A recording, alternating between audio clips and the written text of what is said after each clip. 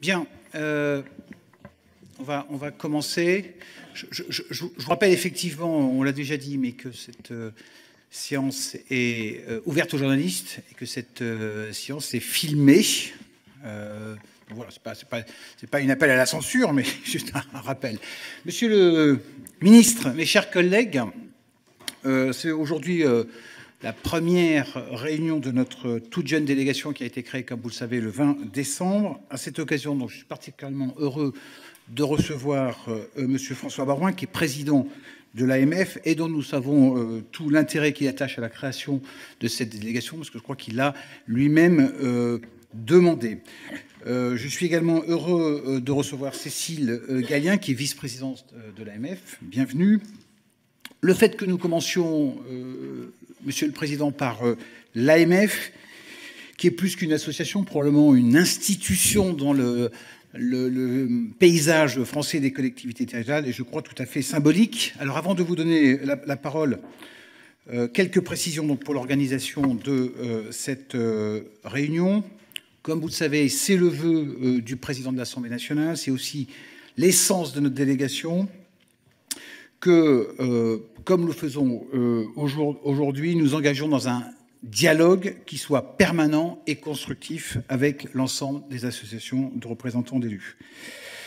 Votre audition, Monsieur le Président, sera donc suivie au cours des prochaines semaines d'autres échanges avec les autres associations ainsi qu'avec différentes instances consultatives spécialisées sur les questions relatives aux collectivités territoriales.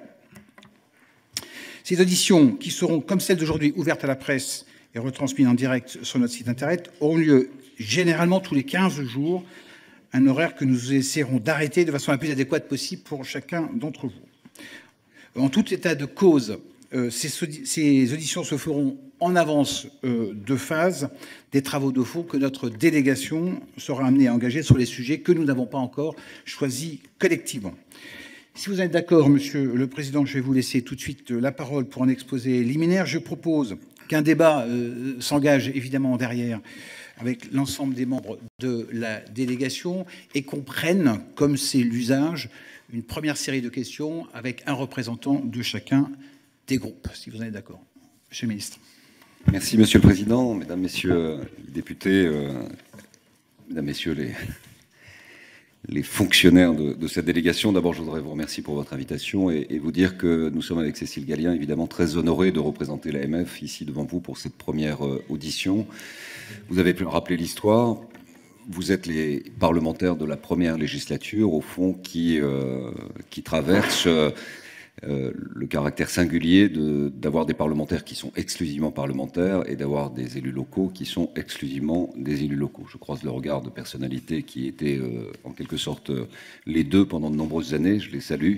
Ils ont fait un choix, d'autres ont fait un autre choix, ce qui a été mon cas. Et cette situation nous a amenés les uns et les autres, vous du côté de l'Assemblée nationale, le Sénat, en sa qualité de haute assemblée représentant les collectivités territoriales un peu en amont, et nous, associations d'élus, à nous organiser de la manière la plus cohérente pour rapprocher évidemment les positions, pour éclairer, pour faire de la pédagogie pour le plus grand nombre, pour permettre aussi à la représentation nationale de faire les justes choix sur les sujets qui sont devant nous. Ils sont importants, j'y viendrai.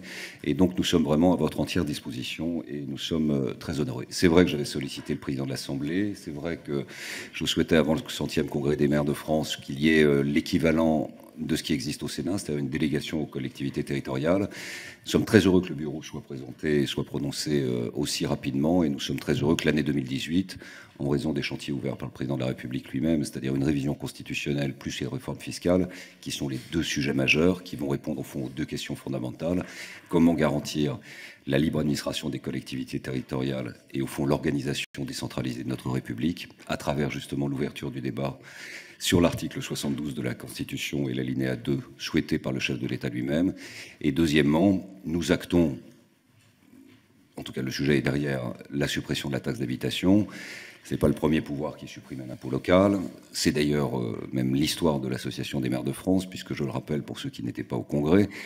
Mais les maires, en 1907, avaient décidé de s'organiser en rassemblement et en congrès face à un pouvoir qui avait supprimé à l'époque l'octroi qui était perçu par les villes, décision unilatérale, sans concertation avec les maires, qui avait donné l'occasion du premier rassemblement des maires de France et en fait du premier congrès des maires de France. Donc cette histoire entre l'État central, les problèmes de fiscalité, l'affectation des ressources propres, l'autonomie de gestion, la définition des politiques publiques de développement de chacun des territoires, singulièrement autour des bassins de communes, qui sont les bassins de population français, c'est une histoire qui a un siècle.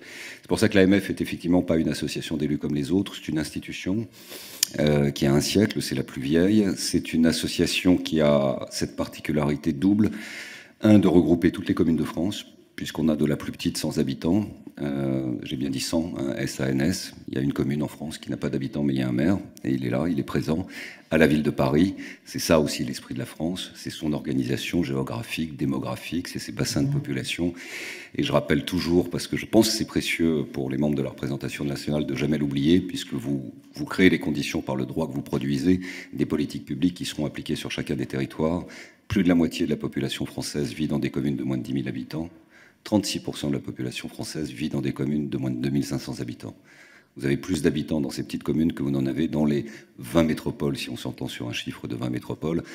Et en réalité, s'il n'y a que 6 métropoles, et là, on a évidemment un très grand décalage, donc on doit toujours avoir ça en toile de fond. La deuxième particularité de l'AMF, c'est le rassemblement de toutes les sensibilités politiques, et depuis très longtemps. Cécile Gallien, qui m'accompagne, a des responsabilités exécutives dans le parti En Marche. En Marche n'était pas un parti qui a candidaté au municipal de 2014, mais il nous est apparu dans l'esprit de l'AMF tout à fait naturel qu'un parti aujourd'hui qui soutient l'action du président, du gouvernement, qui est évidemment majoritaire à l'Assemblée nationale, et son représentant à un haut niveau en qualité de vice-président, pour que du PS jusqu'au mouvement centriste, jusqu'aux Républicains et jusqu'à évidemment à En Marche, nous ayons le respect de cette identité qui permet depuis un siècle aux maires, quel que soit leur engagement militant, de laisser au vestiaire ses engagements partisans et de se retrouver autour de la table pour discuter sur les modalités de travail en commun, de discussion avec l'État, de projets partagés, de visions communes, etc., etc.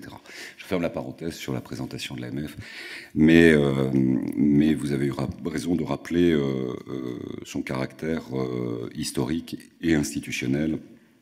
Et c'est un travail absolument passionnant. Alors, sur les sujets qui pourraient être évoqués de notre point de vue, évidemment, on est à votre disposition avec Cécile pour répondre à toutes vos questions. Je pense objectivement que c'est le calendrier souhaité par l'exécutif qui va guider nos travaux au cours de ce premier semestre. Il y a deux rendez-vous très importants. L'ouverture de la modification de la loi fondamentale souhaitée par le président de la République, avec un calendrier, si j'ai bien compris, qui s'accélère, puisque ça devrait être au Conseil d'État à la fin du mois de février. Les positions des assemblées commencent à s'organiser, puisque j'ai lu évidemment les recommandations, les souhaits, pour ne pas dire plus, mais après c'est subjectif, du président du Sénat. J'ai lu les positions, les souhaits, les interrogations de bon nombre de membres de l'Assemblée nationale, mais je ne doute pas que le président de l'Assemblée fera une synthèse de toutes ces positions.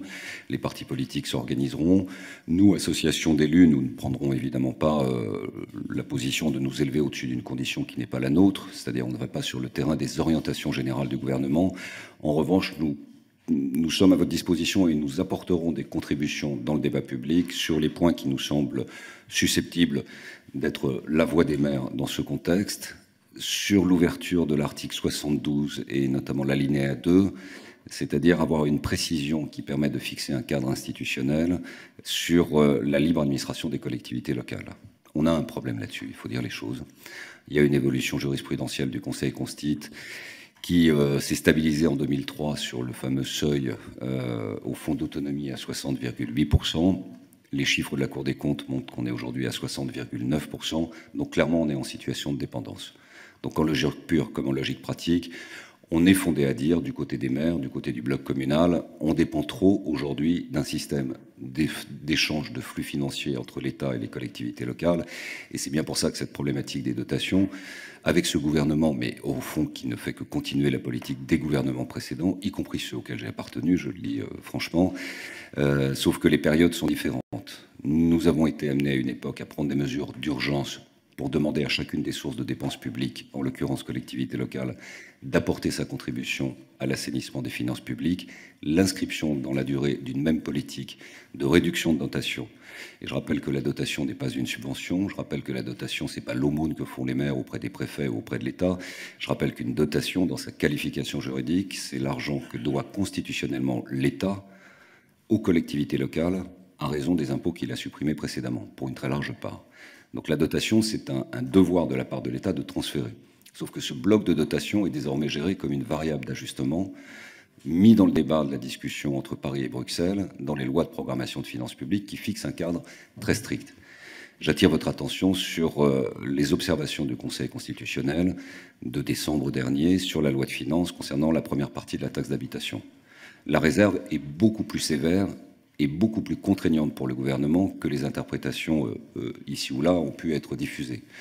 Car fixer la logique du dégrèvement comme devant être la méthode qui doit s'inscrire dans la durée pour le gouvernement, ça veut dire en d'autres termes qu'ils auront l'obligation de remplacer le contribuable local par le contribuable national dans toute la période qui va vous emmener jusqu'en 2020 pour débattre de la suppression définitive de la taxe d'habitation. Donc on y viendra sur le chemin de la réforme fiscale, mais je voudrais quand même vous alerter là-dessus. Deuxième élément de réflexion sur le champ constitutionnel, au fond c'est là-dessus que nous apporterons une contribution, mais c'est à vous. Qu'il appartiendra de fixer le cadre général, vous comme député, vous comme constituant. Et le caractère de votre responsabilité de constituant sera très important parce que du travail que vous effectuerez sur le 72 dépendra pour une large part les relations entre l'État et les collectivités locales dans une logique de pacte de stabilité en quelque sorte pendant les années qui viennent, puisque ça fixera aussi le regard porté par le Conseil constitutionnel ensuite sur ces débats que nous aurons. Nous apporterons sûrement une contribution également sur un sujet qui a fait partie de notre plateforme lorsque nous avons reçu tous les candidats à l'élection présidentielle, y compris naturellement le président Macron à l'époque candidat. Nous sommes demandeurs d'un texte financier, tout comme il en existe un pour le budget de l'État, tout comme il existe un projet de loi de financement de la sécurité sociale. Nous souhaitons une loi de finances des collectivités locales. Et nous souhaitons une loi de finances, c'est-à-dire un texte budgétaire qui sera examiné, qui pousserait tous les ministères à mettre à l'intérieur de ce texte les recettes et les dépenses dans les politiques publiques qu'ils portent au nom de l'État dans chacun des secteurs ministériels, qui ont trait ou qui ont un impact en termes de normes ou autres sur les collectivités locales. Et nous souhaitons qu'à l'intérieur de ce texte, il y ait le même principe de l'article 40, c'est-à-dire que si d'aventure un ministère, dans le débat de ce texte, est amené à produire une norme qui coûte de l'argent, et ça c'est quasiment toutes les semaines, par les décrets que nous avons des normes qui ont un impact financier, c'est à l'État, et c'est au gouvernement, et c'est au ministère de trouver le gage qui lui permettrait de stabiliser. Ce qui fixera un cadre général, on le mettra dans le débat, il vous appartiendra naturellement d'avoir le dernier mot sur ce sujet. Nous apporterons une contribution aussi sur une reconnaissance de la place spécifique des communes dans la Constitution et dans la logique de ce que l'on appelle le service public universel. La commune, de notre point de vue, c'est pas uniquement une collectivité territoriale qui, dans certaines occasions, intervient au nom de l'État pour un certain nombre de missions de service public déléguées par l'État au maire. Une commune, c'est aussi un acteur fondamental du pacte républicain, et donc cette double dimension doit être protégée et préservée. C'est aussi la raison pour laquelle nous réfléchissons au rôle du maire en tant qu'agent de l'État, et notamment dans la compensation des missions qui lui sont transférées. Donc on aura une contribution qui est en train d'être ajustée et que l'on vous remettra en priorité, Monsieur le Président, pour que votre délégation puisse en débattre utilement. On aura une position évidemment sur le cumul dans le temps des mandats locaux. Je dirais que ce n'est pas un sujet dominant, mais nous considérons, et il y a un consensus aujourd'hui établi là-dessus, on ne peut pas traiter le cas des parlementaires, voire même du président de la République, comme on traite les responsables d'exécutifs. Diriger un exécutif n'est pas une action de parlementaire. Vous ne brassez pas d'argent public, vous n'êtes pas à la tête d'un exécutif, vous êtes membre de la représentation nationale, vous avez des missions et il vous appartiendra de définir le cadre général. Mais nous souhaitons un regard différencié sur la situation d'être à la tête d'un exécutif. Ce sont aux électeurs, c'est donc un principe démocratique simple, de définir si ou non la personne en responsabilité à la tête de son exécutif est fondée à bénéficier du renouvellement de la confiance ou pas. Et à la fin, ce sont les électeurs qui tranchent. Donc ça sera une position, évidemment, là encore, je ne doute pas que ça alimentera vos débats de manière soutenue ou vigoureuse. Enfin, vous choisirez le qualificatif, mais enfin, je ne doute pas qu'il y aura un débat là-dessus. Voilà pour la partie Conseil révision constitutionnelle. Je répondrai à vos questions. Sur la partie de la réforme de la fiscalité, Bon, je ne connais pas un maire qui était très très content de l'affaire de la taxe d'habitation. Hein, il ne faut pas nous en vouloir. C'était une recette propre. Il y a des maires qui se sont battus pendant des années pour développer leur territoire, construire, et donc bénéficier du retour sur investissement de leur construction. Ça a augmenté la base. Ils ont pu jouer sur le taux. De ce taux sur la taxe d'habitation, ils ont eu des politiques différentielles avec d'autres collectivités locales. Ils ont été reconnus dans leurs compétences. Après que la taxe d'habitation ait sa part d'injustice, personne de sérieux ne l'a contesté, mais je serais quand même tenté, mais c'est une petite malice, vous m'en voudrez pas, que si on regarde tous les impôts, qu'ils soient nationaux ou locaux, ils ont tous une part d'injustice. Le foncier bâti a la même part d'injustice. Le foncier non bâti a la même part d'injustice. Et si on va sur les impôts nationaux, mais là, sans s'élever au-dessus de notre condition, une fois encore, mais après tout, on ne peut pas s'en empêcher de le mettre dans le débat. Si on regarde la TVA, que tout le monde, quel que soit son revenu, paye la même TVA, on peut considérer qu'il y a une part d'injustice. Mais l'État n'a pas fait le choix de supprimer la TVA. Si on regarde l'impôt sur le revenu, quand vous savez que vous avez 43% ou 500 000 personnes qui payent 43% des recettes de l'impôt sur le revenu, vous pouvez à juste titre ouvrir un débat de nature politique sur quelle est la part d'injustice ou pas dans sa progressivité, dans le mitage et dans la suppression. La CSG, on peut considérer qu'il y a une part d'injustice. Il y en avait peut-être moins au moment où Rocard l'a mis en place. Le taux était très faible, l'assiette était très large. Mais comme ça a été une pompe à financement de toutes nos politiques sociales, notamment très surendettées, on peut considérer que le taux aujourd'hui, il est injuste. Et il est injuste au regard de l'assiette très large de la CSG. Bref, ce débat sur justice-injustice autour des impôts, chacun pourra y piocher son interprétation et au fond sa doctrine. Mais voilà, la taxe d'habitation, c'était un engagement d'Emmanuel Macron, candidat, c'est une décision du président de la République. Nous avons donné nos positions, sans crispation, mais en faisant entendre notre voix. Au fond, la suppression de ce nouvel impôt pose la question de l'autonomie fiscale pour les collectivités locales, donc de la libre administration des collectivités territoriales, donc de notre point de vue, d'une certaine manière, de l'avenir de la décentralisation. C'est la raison pour laquelle ce chantier sur la réforme fiscale doit être abordé dans toute sa dimension, parce qu'il est fondamental. Il est fondamental sur ce que nous souhaitons comme conservation de principe, c'est-à-dire garder un lien entre l'habitant et notre commune. La personne y vit, elle loue un appartement, elle y travaille, elle est propriétaire, elle apporte une contribution, ça finance les services publics. Ce lien, il est fondamental parce que c'est ça l'esprit de la commune française. Donc il ne faut pas s'en éloigner. Donc nos positions seront dans le renforcement du lien entre l'habitant et le territoire. Deuxièmement, il faut trouver une assiette et une modalité de financement qui nous donne notre autonomie et qui nous permette de nous développer. Ce n'est pas qu'un problème communal ou ce n'est pas qu'un problème bloc communal, c'est un problème collectivité territoriale, c'est-à-dire bloc communal, département, région. Je crois que le gouvernement veut ouvrir le jeu de façon large. Donc là-dessus, nous serons en situation probablement dans le fin février, courant mars, d'apporter des contributions AMF, si possible, le plus proche possible des départements et des régions, mais il n'est pas certain qu'on atteigne un consensus complètement. C'est pas... Le CFL fera ses propositions, la mission Richard Burr apportera également sa contribution, et ensuite c'est à vous, c'est vous qui aurez la main sur ce débat, mais nous sommes demandeurs évidemment de pouvoir, lorsque nous serons mûrs, prendre le temps nécessaire devant vous d'abord, parce que moi je considère que vous êtes le point de départ désormais de toutes les discussions qui devront exister entre la représentation nationale et les collectivités locales, de même que nous nous tenons naturellement à la disposition du Parlement, mais des commissions des finances et des commissions des lois, et puis de manière adjacente des autres commissions si nécessaire.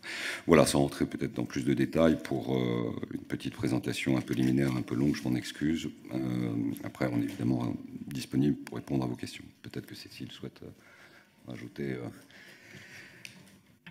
Monsieur le Président, mesdames et messieurs, voilà, d'abord je débute, donc vous m'excuserez pour ma fraîcheur peut-être. Voilà, merci en tout cas d'avoir accepté de nous recevoir. Monsieur le Président de l'AMF a dit l'essentiel. On aura peut-être aussi évidemment à travailler ensemble sur le projet de loi logement, sur la question évidemment de la mobilité qui va arriver. Peut-être une petite chose que je voudrais rajouter, dans le cadre du 100e congrès des maires, on a organisé également un atelier sur l'exécutif, les femmes et les exécutifs locaux. Alors, je suis désolée d'être une femme et de vous le dire comme ça, mais il y a une attente énorme de ce côté-là. Vous savez que 16% des maires sont des femmes et qu'avec les nouvelles intercommunalités, les femmes ont quasiment disparu des exécutifs intercommunaux. Néanmoins, il y a une attente, on va dire, de modernité, Voilà, donc si vous voulez aussi qu'on puisse travailler ensemble, en tout cas, il va y avoir un groupe de travail aussi qui va être constitué au sein de l'AMF pour faire des propositions et vous faire des propositions, si vous êtes d'accord, évidemment, pour les entendre. La question du statut de l'élu local, François Barouin en a parlé, et je crois qu'il faut le considérer comme étant une chance, voilà, vous avez, pour un certain nombre d'entre vous, été maire ou élus locaux, et c'est pas la peine d'en parler, vous me comprenez très bien, donc je crois qu'il faut qu'on avance là-dessus, dans l'ouverture, dans la modernité, dans le fait que la société aussi change, les citoyens changent, et il y a aussi des citoyens qui ont envie de s'engager en politique. Merci beaucoup. Donc, je vous propose de prendre la première série de questions. Donc, pour la République En Marche, Christophe Géretti. Monsieur le Président, bonjour. Madame, bonjour. Cher Jean-René. On a déjà auditionné, nous, dans le cadre de la Commission des Finances, l'AMF, bien évidemment. On est assez proche, puisqu'on est rapporteur des collectivités avec Jean-René. Moi, j'ai quelques éléments quand même. Il y en a des généralistes et des particuliers. La problématique, la première, la réforme fiscale, bien évidemment, c'est le sujet d'actu qui est lié à la contractualisation et à la fin de la TH. Sur la TH, le fait qu'elle soit terminée ou qu'elle va se terminer, on va le dire comme ça, amène certainement la logique d'une refonte complète de la fiscalité. Et en gros, il y a le CFL qui travaille, on a les éléments. Je sais que vous avez ouvert des groupes de travail en interne. Les autres structures aussi. Quelle est la direction déjà prise ou est-ce qu'il n'y en a pas? C'est-à-dire entre un peu d'impôt national, medley, ou un impôt local modernisé, et non pas ceux qui existent, hein, je le dis clairement. Ça, c'est le premier point. Deuxième point, pour faire une réforme fiscale aboutie, 1 an, 2 ans, c'est très court. Les élections, c'est 2020. Quand on a un planning de restructuration et on sait quand on a été élu local qu'on fait un budget N-1 pour le structurer, ça veut dire qu'en 2019 on devrait avoir fini pour que les prochains puissent avoir une vraie fiscalité. Ça fait très court. Alors est-ce que 2021 peut être posé sur la table? C'est peut-être pas à vous de répondre, mais nous on doit se la poser. Je vous l'ai dit parce que je pense que c'est un sujet quand même, parce qu'une année de plus pour faire une vraie réforme, c'est pas négligeable. Ça c'est le sujet. Après il y a un troisième sujet, parce que je ne vais pas aller sur la généralité, c'est les communes nouvelles. C'est un sujet qu'on connaît, qui est très évolutif, qui va avoir un impact à la fois sur les finances locales et aussi sur les EPCI qui se forment ou qui se sont formés. Je pense que là, il y a des positions à avoir avec les maires qui restent élus à la majorité et puis surtout au suffrage universel.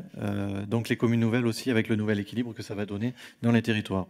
Et en fait, je terminerai sur le fait qu'on a une diversité de politiques publiques plutôt sectorielle et pas complètement territorialisée. Et je voudrais avoir un peu la position de l'AMF, on va dire des maires en sens général du terme. J'ai peut-être ma petite idée déjà, mais moi je suis assez favorable quand on territorialise beaucoup plus les politiques publiques que les garder sectorisées comme elles le sont aujourd'hui à travers chaque ministère. Voilà. Et j'en terminerai ainsi. Merci beaucoup. Monsieur Viala. Merci, Monsieur le Président. Merci, cher Président de l'AMF, d'être ici aujourd'hui et des propos toujours très intéressants que vous avez tenus. Moi, j'ai 2 sujets de préoccupation par rapport aux travaux de cette délégation et d'ailleurs d'un autre groupe dans lequel nous sommes un certain nombre ici à être impliqués actuellement, qui est la mission d'information souhaitée à la fois par la Commission des lois et du développement durable à l'Assemblée nationale sur une nouvelle étape de la décentralisation.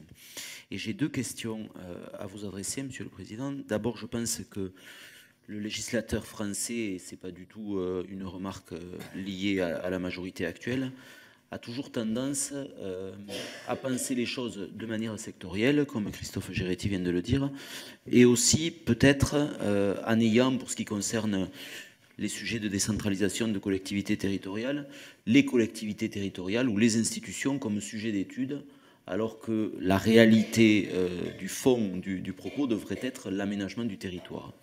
Et à l'heure actuelle, se pose un certain nombre de questions quant à des décisions qui sont prises, avec une volonté, une intention qui est d'alléger la charge sur le contribuable, qui est aussi de revoir la fiscalité locale par exemple, mais dont on ne mesure pas les impacts sur l'aménagement du territoire. Pour ne prendre que l'exemple de la taxe d'habitation sur lequel vous vous êtes exprimé, je crois qu'un des effets pervers de sa suppression à l'heure actuelle, c'est qu'elle va modifier le regard qu'on peut porter sur l'attractivité de certaines communes par rapport à d'autres. Et je m'explique que le milieu rural va être pénalisé par le fait que des choix d'installation se faisaient au regard d'une fiscalité sur la taxe d'habitation plus faible que dans les villes, et ça renforçait des politiques conduites par des élus locaux pour faire rester ou faire revenir des populations dans des zones qui, a priori, sont plutôt en déprise.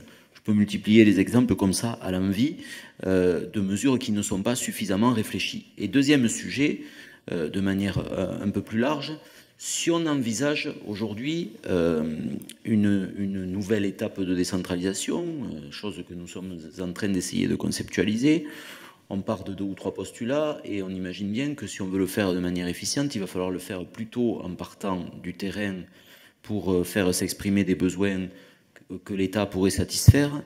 Et moi, je voudrais savoir comment on peut co-construire avec les associations d'élus une vision qui s'affranchisse des questions de périmètre, de fusion, de modification, des compétences de la fiscalité, etc., et qui permettent qu'on aille sonder les territoires de projet.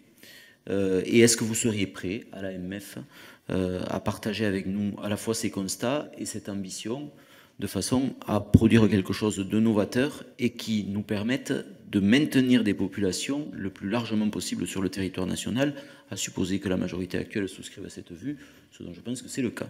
Merci. Merci beaucoup. Pour le MoDem, M. Mattei. Oui, Monsieur le Président, merci de cet exposé. Alors, moi, je suis toujours étonné du débat qu'on a actuellement avec la taxe d'habitation, parce que moi, j'étais maire pendant 16 ans, on a vécu la suppression de la taxe professionnelle, avec la création donc de la CFE et puis de la CVAE, sur lequel on n'a plus la main, et qui pour moi était beaucoup plus traumatisant que ce que nous allons vivre avec la suppression de la taxe d'habitation. Parce que ça, c'était un véritable séisme, puisqu'on a coupé l'entreprise du terrain avec cette réforme. J'ai pas le souvenir que ça ait fait autant de bruit. Donc, c'est un vrai sujet. C'est vrai qu'il faut qu'on remette beaucoup de choses à plat. Il y a d'autres choses qui se posent. Il y a les regroupements des communautés de communes, les transferts de compétences, qui fait quoi, la gouvernance, qui sont des vrais sujets. Et moi, je crains beaucoup qu'en 2020, certes, on va avoir un problème fiscal qui se pose, une réflexion à avoir, notamment par rapport à l'avis du Conseil constitutionnel concernant la taxe d'habitation, et le fait qu'elle soit limitée à 80% de la population, tout ça on l'entend. Moi, je me pose la question de la crise des vocations en 2020. Parce qu'on constate dans ces grandes communautés de communes un absentéisme et donc un problème évident de gouvernance qui se pose. Et il y a un vrai sujet. Alors moi, ce qui me rassure, c'est qu'actuellement, l'axe pris par le gouvernement, c'est de maintenir les dotations pour les petites communes et donc d'aller dans le sens du respect de la ruralité, du respect de l'aménagement, de la prise en compte de ces différentes communes. D'ailleurs, bon, j'ai l'occasion de participer à un rapport sur l'accessibilité des services publics en milieu rural. Et là, il y aura un sujet, et ce que je disais aux représentants de la Cour des comptes, c'est que le premier service public en milieu rural, c'est la commune, c'est le maire et sa secrétaire ou son secrétaire de mairie. Donc là, il y a un vrai sujet. Donc à mon avis, le débat est vaste. Après, vous parlez de loi de finances pour les collectivités locales. Donc, est-ce que ça veut dire qu'on va donner plus la main au Parlement par rapport aux collectivités? Donc, tout ça, j'aimerais savoir un peu plus quels sont les actes de réflexion par rapport à cela. Voilà, je vous remercie. Merci beaucoup. Pour la Nouvelle Gauche, Madame Pires-Beaune. Oui, merci, Monsieur le Président. Merci à vous deux, d'abord, pour cette présentation. Je vais essayer de faire vite, je suppose qu'on n'a pas... Mais moi, j'aurais pas mal de thématiques à aborder. D'abord, les deux thèmes que vous avez retenus comme thèmes principaux pour vos travaux seront certainement, sans dévoiler un grand secret, ceux que nous retiendrons également au sein de la délégation, réforme constitutionnelle et réforme de la fiscalité locale. Moi, sur la réforme constitutionnelle, si j'ai bien compris, vous nous donnez aujourd'hui les axes de travail, mais vous allez donc travailler dans les semaines qui viennent parce que le calendrier est serré. Donc j'imagine qu'on aura l'occasion de se revoir, Monsieur le Président Cazeneuve, avec l'association des maires, parce qu'on aura à échanger évidemment sur vos propositions, sur peut-être nos réflexions également. Sur la fiscalité locale, j'aurai la même question que mon collègue Christophe Géretti. En gros, Votre axe à vous, c'est de maintenir un lien avec le territoire pour ce qui sera l'impôt qui se substituera à la taxe d'habitation.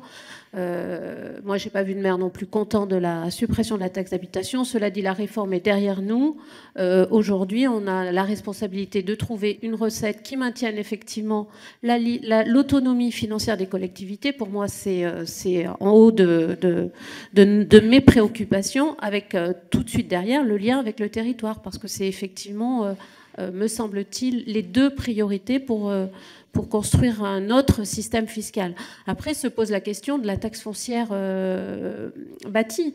Les valeurs locatives étant obsolètes pour la taxe d'habitation, elles le sont tout autant pour le foncier bâti. Le raisonnement voudrait qu'on aille au bout d'une logique et que donc on englobe dans cette réflexion toutes les taxes foncières bâties et non bâties. Donc ce sera encore un chantier un petit peu plus vaste. Sur cette réforme de la fiscalité, de la taxe d'habitation notamment, ma question, c'est effectivement les compensations et les dégrèvements. C'est-à-dire qu'aujourd'hui, ça se chiffre en milliards d'euros. Il faudra qu'on intègre, évidemment, dans la réflexion ces compensations, ces dégrèvements qui aujourd'hui sont importants, notamment pour les communes qui en bénéficient, c'est-à-dire les communes les plus défavorisées. Donc il ne faudrait pas que ce soit la double peine pour ces communes-là. Sur la contractualisation avec l'État, c'est vrai qu'on n'en a pas beaucoup parlé, mais est-ce que vous, de votre côté, l'AMF, vous avez déjà proposé, vous travaillez avec l'État, j'imagine, avec le gouvernement sur le contrat type, où en êtes-vous sur cette question? Parmi les communes hors champ, c'est-à-dire celles qui ne doivent pas contractualiser, est-ce que vous faites un recensement de celles qui seraient éventuellement volontaires pour contractualiser avec l'État? Et si oui, combien y en a-t-il? Sur les communes nouvelles, c'est évidemment une loi que je promeus encore aujourd'hui pour l'avoir portée avec Jacques Pélissard. Mon inquiétude, elle est dans l'élargissement que nous avons fait dans la dernière loi de finances. Je voudrais savoir ce que vous en pensez, compte tenu qu'on est là aussi à enveloppe malheureusement ISO, ce qui veut dire que si on donne plus à certains, encore une fois, on enlèvera aux autres. Donc, que pensez-vous de cet élargissement ? Sur la loi de finances, on avait commencé à y réfléchir au sein du CFL sous la précédente mandature, puisque c'était une demande d'une loi spécifique de financement des collectivités locales. Est-ce que vous avez travaillé sur les modalités de sa mise en œuvre au regard de la LOLF? Et est-ce que vous avez travaillé notamment sur un calendrier, puisque évidemment tout ça aura des répercussions sur le déficit public, notamment par rapport à la loi de programmation, et donc le calendrier, là aussi, me semble important. Sur les dotations, voilà, on n'a pas du tout parlé, enfin vous avez évoqué les dotations en spécifiant bien que ce ne sont pas des subventions, je suis d'accord. Aujourd'hui, le problème des dotations est entier, et je pense en particulier à la DGF. Est-ce que vous allez relancer le chantier, ou est-ce que vous considérez qu'il y en a assez, voilà, et que finalement, on continuera comme ça pour encore quelques années? Et enfin, les variables d'ajustement. Moi, j'ai une question sur les DCRTP concernant ce qui a été voté là aussi dans la dernière loi de financement, que je trouve profondément injuste, puisque pour certaines communes, il faut le savoir, les DCRTP sont supérieures à la DGF, et celles qui vont être touchées, là encore, ce sont celles qui ont pâti de la réforme de la taxe professionnelle, qui aujourd'hui fait encore couler beaucoup d'encre. Merci. Merci beaucoup. Pour terminer, peut-être pour les groupes présents, pour la France Insoumise, Madame Taurine, pas d'intervention. Monsieur le ministre. Bien, je vais essayer d'aller de manière la plus efficace possible à toutes les questions. Bon, Christophe Géretti nous interroge sur la réforme fiscale, la taxe d'habitation, l'impôt local ou l'impôt national. C'est évidemment une très bonne question. Il y a eu un débat il y a 15 jours entre membres du gouvernement sur lequel, vous avez pu l'observer, nous sommes restés très silencieux parce qu'au fond, nous souhaitons être sur le chemin de la réflexion partagée au sein du CFL, qui, je le rappelle, est quand même la synthèse de membres de la représentation nationale et des collectivités locales. Donc c'est aussi une institution où il y aura un travail groupé. Mais on voit bien qu'il y a un débat, y compris au sein du gouvernement, ce qui n'est pas absurde d'ailleurs. Madame Gouraud nous dit la taxe d'habitation, il faudra peut-être la remplacer par un autre impôt, ou l'autre option, c'est un impôt national. C'est plutôt la sensibilité qui est la nôtre. Sur le thème, il y a deux options qui sont ouvertes et qui sont sur le débat. Peut-être même qu'il y a une combinaison de ces deux options. On n'est pas encore au stade des propositions. La taxe professionnelle a été évoquée. La suppression de la taxe professionnelle a provoqué un émoi énorme. Je le dis d'autant plus que, comme maire de Troyes à l'époque, et j'appartenais à la majorité, j'avais même fait un 20 heures pour expliquer que la méthode n'était pas la bonne, qu'on ne pouvait pas, nous, élus locaux, au moment où on préparait nos budgets, découvrir ce type de réforme, et qu'il a fallu plusieurs semaines et même plusieurs mois de discussion, et c'est à la fin le Sénat qui avait trouvé la juste piste d'atterrissage. Enfin, je vous rappelle la piste d'atterrissage, on a supprimé un impôt pour le remplacer non pas par 2, mais par 3. Voilà. Alors, la taxe professionnelle avait son injustice. Et l'État était fondé à dire cette injustice, c'est normal. La taxe professionnelle à l'époque pénalisait l'entreprise qui investissait et qui créait de l'emploi. C'est-à-dire que vous aviez l'assiette de la masse salariale et en même temps du volume d'investissement. Donc vous aviez la double peine pour des territoires qui voulaient encourager. Donc il y avait évidemment des injustices. Est-ce que c'est plus criant ou moins criant que la taxe d'habitation? Peu importe, en tout cas, l'ATP était injuste, mais le débat et la manière, franchement, n'étaient pas... Bon, je suis très à l'aise pour le dire. Et on ne peut pas dire que ça n'a pas provoqué de débat. Et aujourd'hui encore, ça provoque des débats sur la CFE, sur la CVAE. Donc maintenant, vers quoi on s'oriente? Une autre position consiste à dire on ne va pas supprimer un impôt pour ensuite le remplacer par un autre. Ça peut être une ligne. Mais dans ce cas-là, il va quand même falloir trouver comment on garantit la libre administration des collectivités locales, comment on garantit les ressources, autres que les dotations, sachant justement que le Conseil constitue nous dit à la fin de l'année dernière, si vous choisissez le dégrèvement, vous le choisissez pour toujours. Donc le dégrèvement, faut bien comprendre ce que c'est. C'est on remplace le contribuable local par le contribuable national. Donc clairement, soit l'État a des recettes, il vit dans une opulence et une abondance et il n'y a pas de problème et il fait la dotation budgétaire, soit il n'a pas de recettes, il a de la dette, ce qu'on peut imaginer être la situation actuelle du pays, il a un peu de déficit et il fait du déficit. C'est du pur cholestérol. Voilà. Mais c'est ça que dit le Conseil constitue. Donc de toute façon, ce chemin de la réforme fiscale, il va forcément nous amener à réfléchir sur quel est le bon équilibre. Il y a un problème de financement pour les régions. Elles sont immenses, elles se gèrent comme des pays. C'est des schémas d'aménagement. L'État a transféré l'aménagement du territoire, entre autres, à ces régions, mais aussi le développement économique. Il faut un financement. Le point de départ a été engagé il y a 2-3 ans par le précédent gouvernement avec la question de la TVA. C'est sur la table de discussion. Le département a des vrais problèmes. 70% des départements sont des gestionnaires de figures imposées par l'État dans des politiques sociales qui ont été en fait décentralisées, déconcentrées, mais en gros, bon an, mal an, à l'exception des 10 qui sont en difficulté, 70-80% c'est des figures imposées. Mais c'est des politiques sociales. Je vois bien que l'État veut plutôt partir sur CSG vis-à-vis du bloc local. Vous avez un débat aujourd'hui parmi les élus, qui est plutôt CSG, plutôt pour une cohérence avec les politiques sociales. Donc ça veut dire qu'est-ce qui reste pour le bloc communal. Et c'est là où on va avoir des débats. Vous avez raison, Madame Pires-Beaune, mais vous êtes l'une des meilleures spécialistes, et je rends hommage à votre rapport. Il y a quelques années, même si on n'a pas toujours été d'accord, d'ailleurs, sur tous les sujets, le foncier bâti, le foncier non bâti, la question des valeurs locatives, il faut profiter de cette décision sur la taxe d'habitation pour tout remettre à plat. C'est évident. Et il ne faut pas se dire, puisqu'on supprime la taxe d'habitation, oublions les valeurs locatives. Comme tous les gouvernements ont échoué sur les valeurs locatives, j'étais le premier ministre du budget à ouvrir le jeu sur une expérimentation pendant 1 an. Dans un immense courage, on a calé.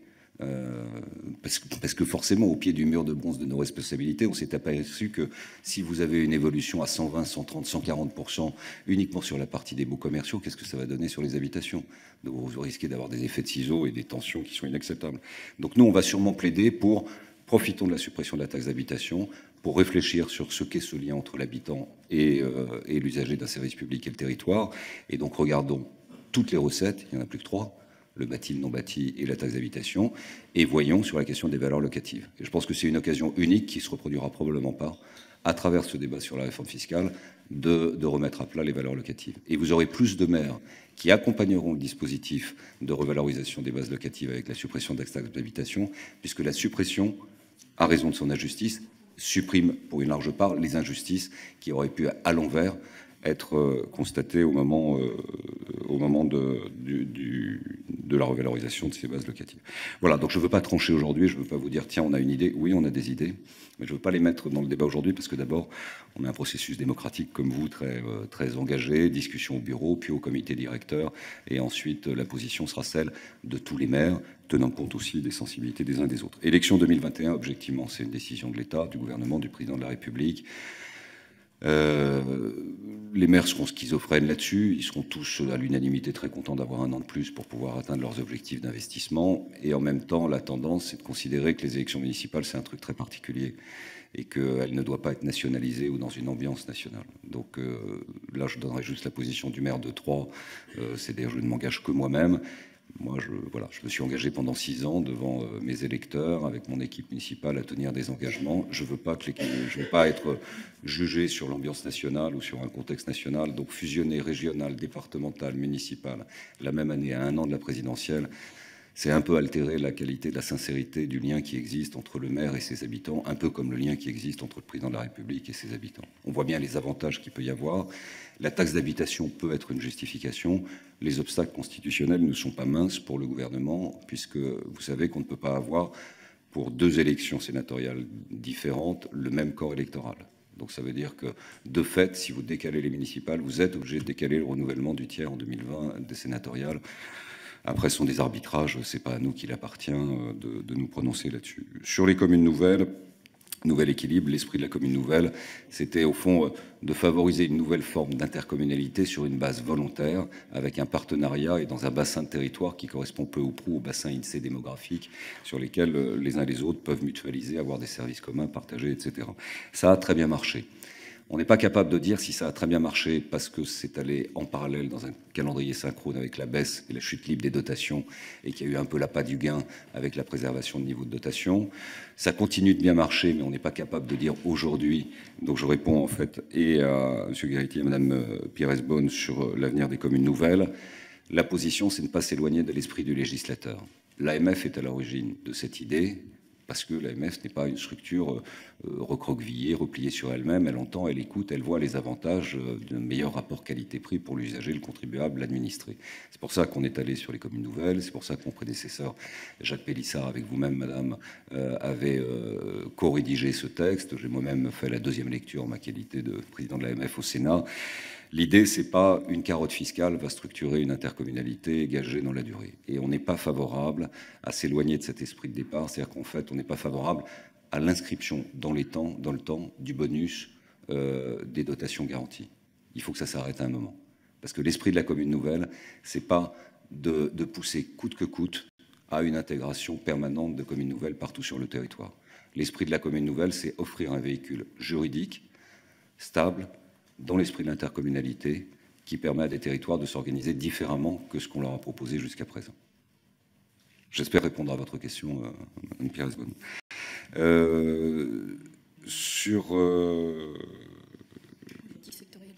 Ah oui, alors les politiques sectorielles territorialisées. Oui, on ne l'a pas dit, mais dans la révision constitutionnelle telle que le souhaite le chef de l'État, il a d'ailleurs encore insisté hier soir aux vœux aux forces vives du pays sur sa volonté d'aller le plus loin possible dans l'expérimentation. Et je pense que c'est le travail que vous ferez sur le cadrage dans la loi fondamentale de ce que veut dire une expérimentation, dans quel secteur, quel territoire pourra le faire et sous quelle forme et avec quel objectif, etc., qui définira ça. Moi, ce que je ressens, mais là aussi, ça n'est qu'un engagement personnel, je parle sous le contrôle de Cécile, c'est qu'il y a quand même une aspiration des territoires à plus de liberté, plus d'autonomie. Il n'y a pas d'aspiration des territoires, pardon de le dire, j'espère ne choquer personne, à plus de centralisation et plus de concentration parisienne.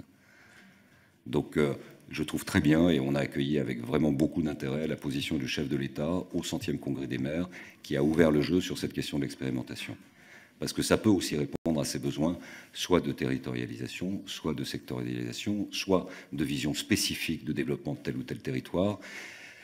Un territoire pôle de compétences ou un territoire qui n'est pas pôle de compétences mais qui a une spécificité à raison de son histoire industrielle et économique peut se rapprocher, peut avoir une expérimentation, peut bénéficier de fléchage de fonds d'État européens prioritaires en dehors des cadres structurels définis par Bercy, pôle de compétitivité, pôle d'excellence, ce genre de choses. Donc c'est à mon avis autour de ça qu'il faut encore réfléchir.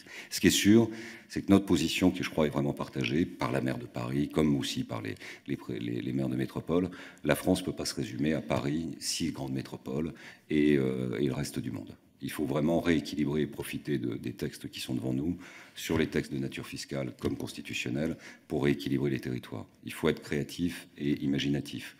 Il y a des métropoles dans chacune des régions, il y en a une.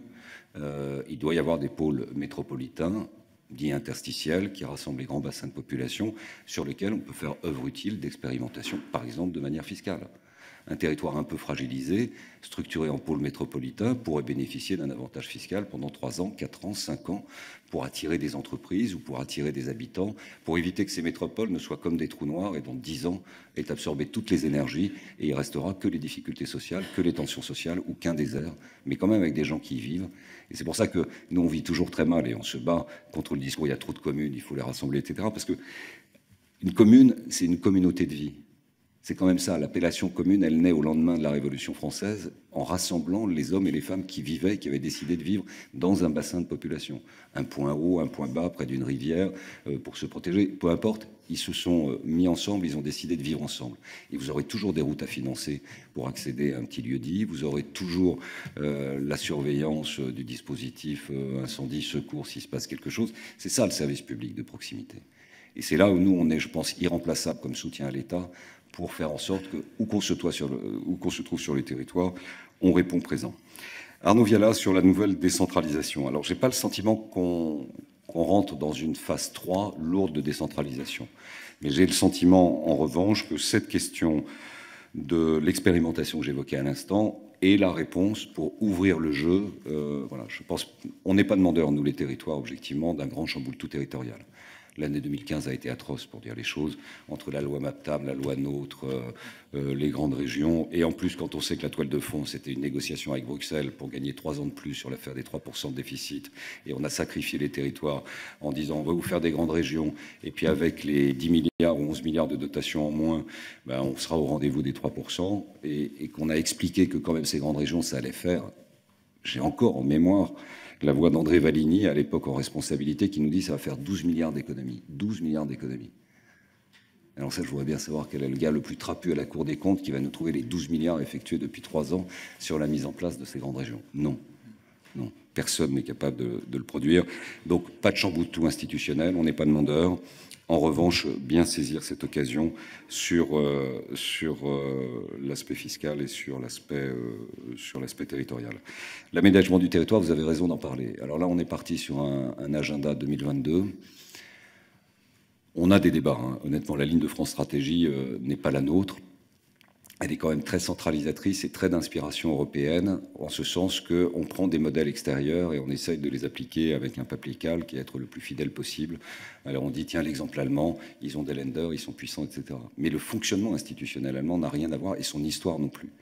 Donc je pense qu'on aura des débats là-dessus. C'est pour ça que nous, on n'est pas du tout sur le tout métropole, parce qu'on défend l'identité des communes et on veut des territoires équilibrés. Et on n'est pas du tout sur...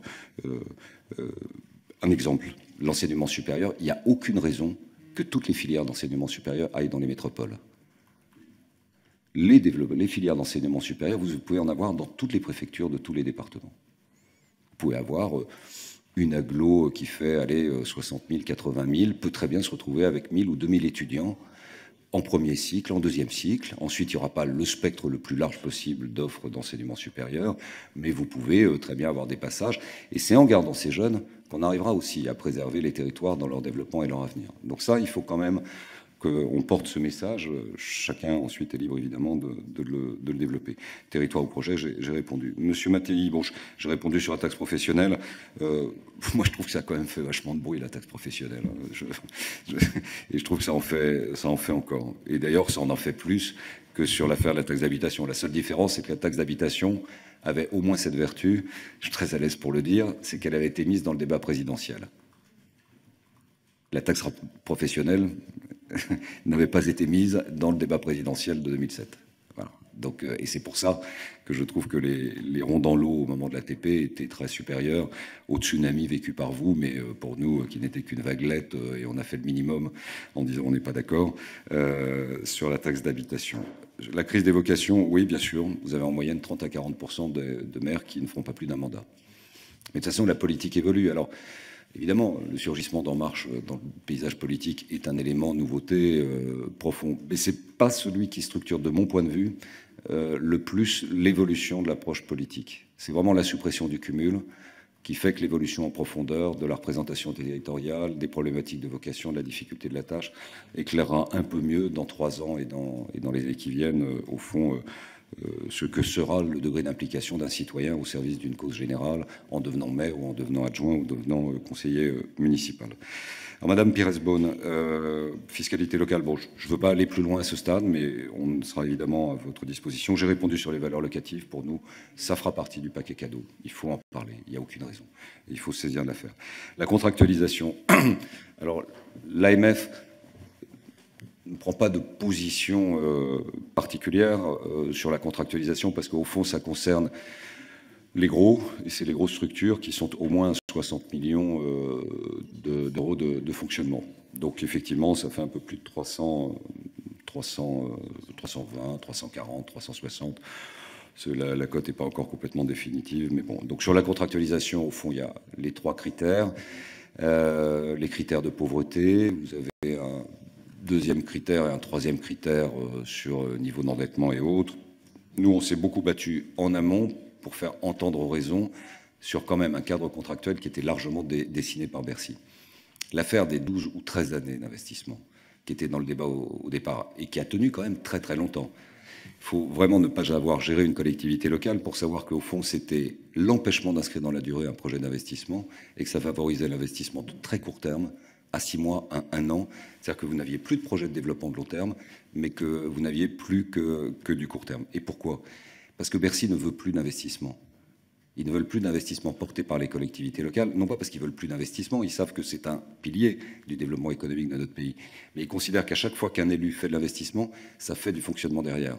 Et comme ils ne veulent plus de fonctionnement du tout, parce qu'ils trouvent que ça coûte trop cher, résultat, c'est qu'il y a de la poule ou de l'œuf. Et donc, comme on n'arrive pas à gérer le fonctionnement, sauf à imaginer ce schéma contractualisation, et on verra bien ce que ça donne, on tape, on tape plus large, et on tape et l'investissement et le fonctionnement. Donc on a évité le pire dans la contractualisation. Après, par définition, un contrat, c'est 2 parties.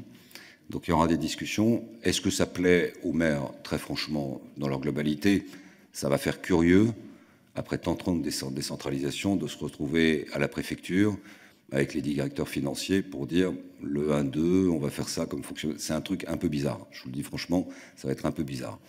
Mais bon, on va le faire parce qu'il y a quand même ce système qui peut être intéressant comme il peut être menaçant. Il peut être intéressant si vraiment tout le monde joue le jeu. Je considère qu'il aurait fallu mettre un volet d'investissement à l'intérieur du paquet cadeau. Ça ne peut pas être que punitif. Et j'ajoute que la toise à 1,2, elle est de toute façon beaucoup trop basse. Le minimum, c'était 1,9, voire 2, voire 2,1. Ça, ce sera peut-être à vous aussi de voir, comme parlementaire, au moment des lois de finances, chacun sera devant ses responsabilités. Mais, pardon, mais je pense qu'on peut parfaitement imaginer qu'en loi de finances 2019, au moment du débat budgétaire, les parlementaires montent au créneau pour dire, après 1 an d'exercice, on s'aperçoit que la toise à 1,2, elle n'est pas possible. Parce que à 1,2, vous ne ferez pas 13 milliards, vous ferez 21 milliards. Ça veut dire que la saignée, en termes de transfert d'argent, sera beaucoup plus forte pour les collectivités. Et je le dis comme je le pense, c'est Bercy qui a pris la main sur cette affaire. Et comme je les connais par cœur et qu'on les connaît par cœur, ils ont un objectif, c'est de mettre en coupe réglée. L'ODEDEL, c'est ça. L'ODEDEL, il voudrait que ce soit prescriptif. Et au fond, c'est aux parlementaires de résister. Vous n'êtes pas obligé d'envoyer en poste restante la note de Bercy sur... On connaît l'objectif des budgétaires et on ne peut pas leur en vouloir. Ils sont payés pour ça et on a les meilleurs. Et c'est une chance. Mais on n'est pas là pour faire plaisir aux budgétaires, aux comptables. On est là pour protéger l'investissement local et pour continuer aux maires et aux collectivités locales de produire des services publics qui répondent aux besoins des gens. Donc sur la contractualisation... Il n'y aura pas d'opposition publique contre. Chaque collectivité locale va s'engager dans une discussion avec l'État. On émet de sérieuses réserves sur le 1-2. On est même convaincu que notre position est la bonne et qu'il faudra la revoir parce qu'elle est évidemment trop basse et trop douloureuse et qu'il aurait fallu un bloc d'investissement pour les territoires qui ne sont pas métropoles. On voit bien comment les métropoles vont discuter avec l'État parce que c'est du structurant. Donc on voit bien une très grande ville qui a un projet de ligne à grande vitesse, ça va être du non, non, non, non. Je vais te faire un effort là-dessus, mais tu me garantis... Voilà. Mais ce ne sera pas le cas pour l'immense majorité des autres territoires. Et donc cette discussion, à mon avis, en arbitrage politique, avec le soutien ou non des parlementaires, sera évidemment très, très précieuse. Les autres qui ne sont pas dans le champ. Au fond, cette année 2018, on nous dit qu'il n'y aura pas de baisse de dotation. Alors c'est vrai qu'il n'y a pas de baisse de DGF. Enfin, il y a beaucoup d'argent en moins pour les territoires. Je vais vous prendre deux exemples. Je pourrais prendre le logement. Je vais prendre celui qui nous touche actuellement, qui est le problème des inondations. Le milliard supprimé aux agences de l'eau, c'est un effet de levier en moins pour le financement des digues et des ouvrages d'art sur toute la vallée de la Bassée qui concerne la Seine-et-Marne, comme tout le champ aval de l'agglomération parisienne. Là, on est parti sur 1 mois et demi de décrue lente, avec tout ce que ça veut dire d'efforts demandés sur les digues, sur les ouvrages d'art et autres. Donc mais c'est pas une position, voilà, on n'a pas pris de position publique là-dessus, mais je pense que puisqu'on est en délégation aux collectivités locales et qu'on met tout sur la table, après vous ferez évidemment votre analyse et votre synthèse. Mais quand on retire 1 milliard aux agences de l'eau, parce qu'on considère que c'est des données dormantes, ben on sait qu'on a le milliard plus l'effet de levier en moins sur les investissements qui seront effectués pour protéger les zones de population, voilà. VNF aussi, etc. Donc on peut dire il y a l'arrêt de la baisse des dotations. Mais il y a beaucoup d'argent en moins dans les choix budgétaires, parce que ce sont des choix d'abord et avant tout budgétaires pour les territoires. Le logement, c'est pareil. L'APL, c'est d'abord une mesure budgétaire. Alors ensuite, on essaye d'écrire une histoire d'un projet qui peut avoir sa rentabilité. Enfin, les conséquences pour l'année 2018, en investissement en moins dans les cages HLM, dans les projets en rue et autres, il va falloir donner beaucoup de garanties pour relancer la mécanique dans les 2-3 années qui viennent. Donc on a beaucoup d'espoir pour la conférence du consensus. En tout cas, on apportera nos contributions en lien avec le Sénat. Mais je pense que c'est précieux pour vous, membres de la représentation nationale, de bien avoir en tête qu'on a beaucoup moins d'argent et que la question des dotations n'est pas la seule question des finances publiques. Sur les communes nouvelles, j'ai déjà répondu. Sur la loi de finances locales, au fond, le bon calendrier, ce sera... Alors, je dis bien loi de finances, pas loi de financement. Parce que qui dit loi de financement dit objectif prescriptif, exemple ONDAM, où c'est le Parlement qui fixe le cadre général sur la base des propositions, avec ensuite les comités d'alerte en juin, etc. Loi de finances, il n'y a pas d'élément prescriptif. Et nous, on ne veut pas d'un ODEDEL prescriptif. L'ODEDEL, c'est une invention de Bercy, ça leur fait plaisir, ça leur donne des idées pour travailler sur des martingales et des algorithmes. C'est pas notre affaire. Nous, on ne veut pas de trucs prescriptifs. Quel est le bon calendrier? Moi, je pense qu'en juillet, c'est bien. Session extraordinaire, un collectif budgétaire qui ouvre le débat budgétaire et qui permet au mois de juillet, certes en session extraordinaire, d'avoir une semaine de débat à l'Assemblée sur les liens État-collectivité locale inscrits dans la durée. Voilà. Sur les dotations, ça je voulais évoquer. Alors, les dotations, nous c'est très simple, on ne veut plus de baisse de dotation, hein, c'est notre position. Donc c'est une position qui sera irréconciliable. Non mais au moins c'est simple à comprendre, c'est une position irréconciliable. On a donné beaucoup. La Cour des comptes met en lumière l'effort qui a été produit. Je rappelle que la source collectivité locale est la seule qui a apporté 2 milliards en net de réduction du déficit budgétaire. Plus personne aujourd'hui ne le conteste. Et quand nous avons dit attention, casse-cou sur l'affaire de l'investissement, moins 28%, plus personne ne le conteste, en 2 ans et demi d'investissement public local. Donc on est contre. On n'était pas pour les 10 milliards d'Emmanuel Macron comme candidat. Vous comprendrez aisément, par un parallélisme des formes, qu'on n'est pas pour les 13 milliards du président Macron désormais. Donc voilà, c'est des positions irréconciliables. Après, ça ne nous empêche pas de discuter, ça ne nous empêche pas de travailler, ça ne nous empêchera pas d'avancer. Mais on tiendra toujours cette position parce qu'on a besoin d'argent pour financer les services publics, parce qu'on veut continuer à développer les territoires en produisant de l'investissement et on a un rôle d'agent économique. Enfin, la DCRTP, franchement... là encore, de ce que j'ai compris, c'est un peu avant Noël, plutôt nuitamment, un amendement soutenu par le gouvernement qui a quand même coupé la tête à une part de financement de grandes zones métropolitaines qui en avaient besoin. Le regret supplémentaire qu'on peut formuler, n'y voyez aucune malice de ma part, c'est que ce soit, comme la fois précédente, intervenu au lendemain de la CNT de Cahors. Donc là, je crois qu'il va falloir quand même ajuster le tir. On ne peut pas se dire des choses autour d'une table qui expliquent que la position de l'AMF avant Noël a été... on n'a pas discuté de l'ordre du jour, il y a des allers-retours. Donc voilà, c'est une petite alerte sur le thème, il faut qu'on travaille différemment. Mais le lendemain, ensuite, à l'Assemblée, quand il y a un débat, se retrouver avec un truc qui ne correspond pas aux engagements qui sont pris. Donc je crois que la prochaine CNT en juin, à laquelle nous participerons et pour laquelle je souhaite évidemment qu'on ait un peu ce qu'on fait là, c'est-à-dire une mise en lumière de tous les enjeux, chacun prend ses responsabilités, on puisse discuter de l'ordre du jour et qu'on n'ait plus de mesures budgétaires douloureuses et presque confiscatoires. La CNT de juillet, le surgel budgétaire, qui n'était pas un débat Assemblée au Sénat, mais qui était juste une décision budgétaire, ça porte juste sur les dotations ruralité, sur les contrats ruralité. C'est-à-dire que ça a impacté directement et à l'opposé de la volonté sincère, me semble-t-il, et vécue comme telle par les élus du président de la République dans son discours, sur le thème « je veux rééquilibrer le territoire et je veux aider la ruralité à s'en sortir ». Exemple, le plan numérique, etc. Donc il y a un peu de contradiction entre les choix budgétaires annoncés et les discours que nous sommes prêts sincèrement et profondément à accompagner sur le terrain. Merci beaucoup. On va prendre la deuxième série de questions. Je vais demander d'être assez court pour laisser du temps, évidemment, aux réponses. Monsieur Bazin. Oui, merci Monsieur le Président. Monsieur le Président de l'Association des maires, cher François, Madame la Vice-Présidente, mes chers collègues, je voudrais évoquer avec vous le moral des maires. Beaucoup en milieu urbain ou rural nous ont exprimé leur sentiment d'abandon. Il y a même comme une forme de renoncement et de résignation, avec une question lancinante, quel avenir pour ma commune? Est-ce que vous avez à l'AMF des indicateurs du moral des troupes, si je peux m'exprimer ainsi, avec des démissions d'élus municipaux, un turnover des agents communaux, parce qu'il y a une forme de crise de l'engagement local qui couve, et il est indéniable que ça coûtera plus cher à l'État s'il faut remplacer des élus quasi bénévoles. Je crois qu'il faut s'en préoccuper. Merci beaucoup. Monsieur Le Gac. Oui, Monsieur le Président, pourriez-vous nous dire en quelques mots votre ressenti ou votre sentiment sur le rapport entre communes et intercommunalité et le lien que vous entretenez entre l'AMF et la DCF? Je vous pose cette question parce que, notamment à l'occasion, nous étions hier soir très tard dans l'hémicycle à l'occasion du vote sur la loi sur le transfert que nous avons confirmé eau et assainissement des communes vers le bloc intercommunal. Et à cette occasion, moi j'ai pu participer aux auditions que nous avons faites. Notamment, d'ailleurs, nous avons auditionné un de vos vice-présidents. Et à ce moment-là, j'ai entendu des mots très, très durs et des procès qui sont faits les uns aux autres. Et alors que moi, dans ma région, en Bretagne, j'étais maire pendant longtemps, membre d'un exécutif de l'EPCI, ça se passe plutôt bien, parce que c'est vrai que nous étions en avance sur l'intercommunalité. Je découvre ici des relations tendues, avec des procès faits par les uns aux autres, et sans trop caricaturer, pour aller vite, aux élus municipaux le bon sens, la bonne gestion des deniers publics, et aux intercommunalités le goût de la dépense publique et l'inefficacité. Et vraiment, ça m'inquiète un petit peu ce climat entre les deux. Je voulais avoir votre retour là-dessus. Merci.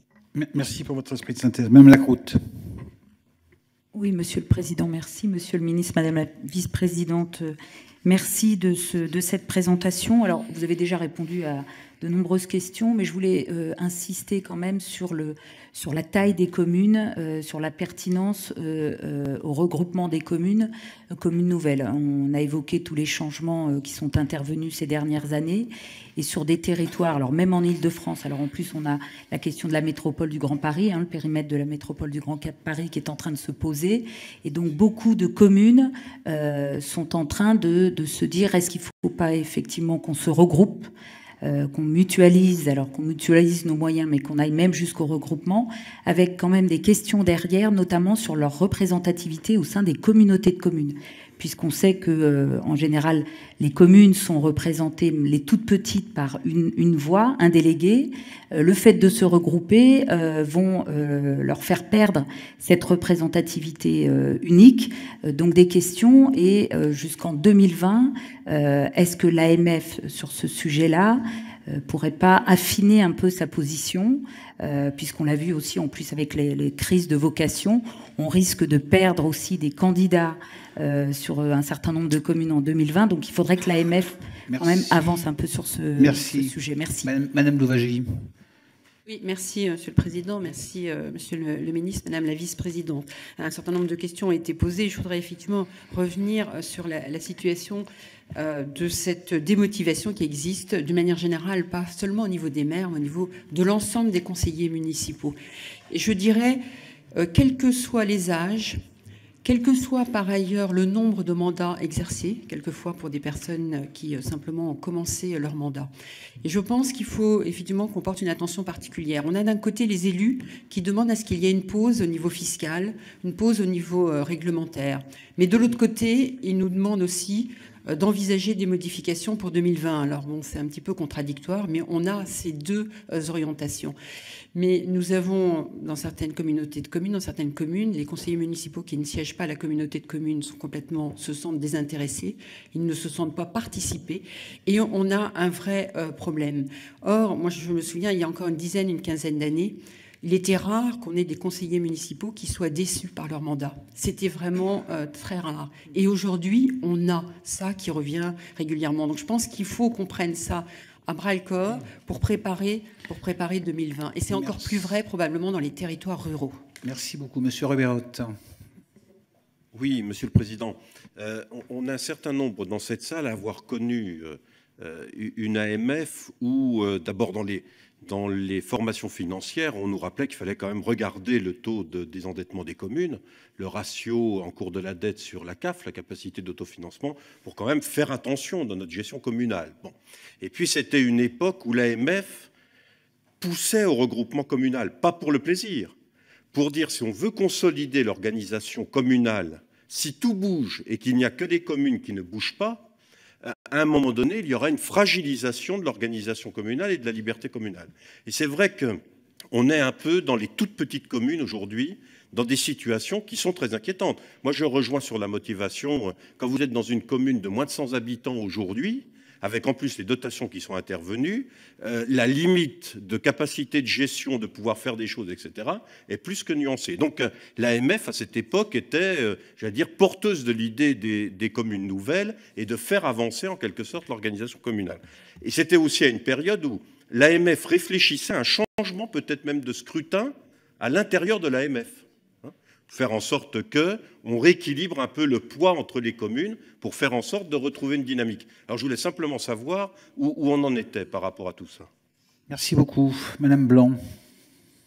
Oui, Monsieur le Président, Monsieur le Ministre, Madame la Vice-Présidente, que je salue en tant que femme, et on est nombreuses ici à avoir abandonné nos mandats de maire ou de présidente d'interco, donc on contribue à la diminution du pourcentage de féminisation de la gestion de nos collectivités locales. Moi, je voudrais revenir sur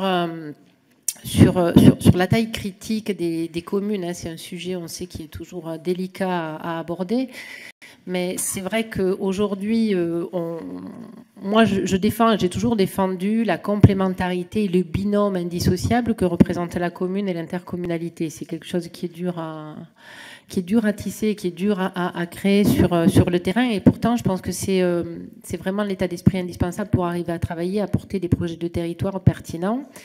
Et c'est aussi indispensable pour garder la proximité. Aujourd'hui, je sais que moi j'avais travaillé comme ça sur mon territoire en essayant justement de regrouper quand même certaines communes qui étaient très faibles, parce que vous disiez qu'il y avait des communes sans habitants, et il y a des communes avec très peu d'habitants et avec très peu de budget. Et donc même pour faire les routes, ce que vous évoquiez tout à l'heure, c'est tout à fait impossible pour eux. Ils n'ont plus aucune capacité. Au-delà de la sous-représentativité qu'ils ont au sein de l'intercommunalité, ils sont aussi dans l'incapacité de faire. Et le peu de compétences qu'ils ont, ils souhaitent les transférer justement à l'interco parce qu'ils sont peu en capacité, au-delà de financière, même humaine, de les gérer. Donc moi, ce que je voudrais savoir un petit peu, justement, quel est le discours et quelle est la pédagogie que l'AMF apporte aujourd'hui dans le contexte qui a déjà été évoqué de création de communes nouvelles, en disant, aujourd'hui, de grandes intercommunalités, oui, moi j'en suis une fervente défenseuse, mais dans la mesure où on limite le nombre de compétences qui sont exercées sur l'intercommunalité, où on laisse aux communes un certain nombre de compétences. Sauf qu'aujourd'hui, pour garder ces compétences, il faut aussi avoir la taille critique. Donc, je pense qu'aujourd'hui, il y a ce discours-là de défense de la commune, mais dans une taille critique qui leur donne la possibilité de maintenir, de défendre et de conserver ces compétences-là. Et puis, une dernière question. Quel est votre avis concernant l'élection au suffrage universel direct des présidents de PCI? Monsieur Fesneau. Ça, on a peut-être déjà la réponse. Monsieur le Président. D'abord, remercier le Président Baroin de sa présence pour cette audition. Moi, j'avais quelques points. D'abord, les points de convergence. Il me semble qu'on partage l'idée qu'il faut profiter de de la réforme de la taxe d'habitation pour une refonte globale de la fiscalité locale, avec un débat quand même qui reste lancinant, autonomie financière, autonomie fiscale. Et il y a peut-être un mixte des deux à avancer sur cette affaire-là. Je ne suis pas sûr qu'il faille s'arc-bouter, mais je n'ai pas dit que vous aviez dit ça d'ailleurs, sur l'autonomie fiscale uniquement. La deuxième chose, je partage le sentiment que vous avez exprimé d'une non-volonté, c'est clairement exprimé, de recentralisation. Et en même temps, il y a la question de la présence de l'État et de la puissance publique. C'est-à-dire qu'il y a quand même une volonté de présence de l'État et de la puissance publique, et je voudrais rejoindre ce qu'a dit le collègue Mattei sur l'idée que peut-être pourrions-nous faire de la commune le lieu central et émergent de la puissance publique, et que passe par les communes, éventuellement avec les intercommunalités, mais je pense que dans les communes, il y aurait quelque chose d'utile dans les affaires de communauté. La troisième chose, là, moi, un accord sur l'affaire des inondations, disons qu'en le liant un peu aux affaires des agences de l'eau, je pense que c'est un tout petit peu plus complexe que cela, qu'on a un sujet qu'on a commencé à aborder hier, qui est le sujet du financement des cycles de l'eau, les inondations, l'eau et l'assainissement, qu'on n'a toujours pas résolu depuis des années et sur lequel il faudra sans doute que nous arrivions à trouver un terrain d'entente. Et puis deux points complémentaires. Vous n'avez pas abordé, moi je pense que c'est une question centrale, y compris dans le désengagement ou de la démoralisation des troupes, si je peux dire, c'est la question de l'ingénierie territoriale. C'est le sentiment que les collectivités n'ont plus les moyens de répondre aux appels à projets, de saisir les subventions, etc. Et puis un dernier point, parce que là j'ai vraiment besoin d'une clarification. Vous avez parlé des communes nouvelles en disant que c'était une nouvelle forme d'intercommunalité. C'est-à-dire qu'on crée une deuxième forme d'intercommunalité. Or, moi j'alerte sur les communes nouvelles quand même. D'abord, j'ai le sentiment, sans avoir des prérequis, enfin j'ai des exemples comme nous tous, que la carotte n'a pas été totalement étrangère au processus qui s'est engagé. Quand même dire les choses. Et donc, il y a une ambiguïté financière. Et je partage le sentiment qu'il faut se méfier de ce genre d'exercice-là parce qu'à un moment, l'exercice se termine. La deuxième chose, c'est que je voudrais vous interroger sur... On a créé aussi une ambiguïté, mais à juste titre temporelle. C'est-à-dire qu'on a fait cohabiter finalement les anciens conseils municipaux entre eux dans un grand conseil municipal, mais arrive 2020, avec une commune nouvelle qui est une nouvelle commune. Ça n'est pas une intercommunalité, c'est une nouvelle commune. C'est bien la disparition des entités préexistantes. Et donc pour moi, c'est différent du projet intercommunal. Et donc j'alerte sur le fait qu'on ne peut pas à la fois dire c'est de l'intercommunalité et en même temps c'est de la commune nouvelle. Parce que là, sinon, je pense qu'on on tronquerait le projet institutionnel qui est le nôtre. Merci. Et donc j'aurais besoin d'une clarification sur ce sujet. Merci, Monsieur Perru. Monsieur le Président de la délégation, Monsieur le Président, Madame la Vice-Présidente de l'AMF, vous avez répondu déjà à un grand nombre des questions que nous pouvions nous poser, mais toute réforme, à mon sens, sera acceptée par les élus et par nos concitoyens si elle est d'abord juste. Bien sûr, les élus n'accepteront que si elle garantit la libre administration des collectivités territoriales. National n'est pas une solution. Cela va à l'encontre d'un principe constitutionnel qui me paraît pour ma part très clair. Et puis cette réforme ne sera acceptée que si elle contribue à l'équilibre de cette France des territoires totalement différents. Petites villes, grandes villes, villes moyennes. Et je voudrais insister sur ce principe, parce qu'on a parfois l'impression à l'heure actuelle que les métropoles, que les grandes villes seraient mieux traitées que les territoires ruraux, alors que nous avons besoin, bien évidemment, de ce maillage essentiel. Aujourd'hui, qu'est-ce que l'on constate? Taxe d'habitation, foncier bâti, taxe sur les ordures ménagères, ça représente environ 60 milliards d'euros, sont en fait fondées sur des valeurs locatives qui sont injustes, qui sont obsolètes. Il faut donc que la réforme soit une réforme globale et pas simplement vue à travers le spectre de la taxe d'habitation.